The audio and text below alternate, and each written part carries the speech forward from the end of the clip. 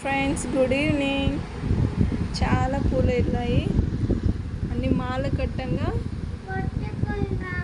ఇంత మిగిలాయి. ఇంకా ఇవి ఎలా అన్నా కట్టాలో చూపిస్తా. ఇలా జాయింట్గా ఉన్న మల్లె మొగ్గలు తీసుకోవాలి.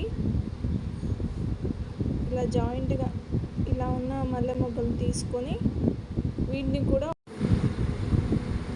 నేను పట్టుకుంటా అమ్మ, నేను పట్టుకుంటా.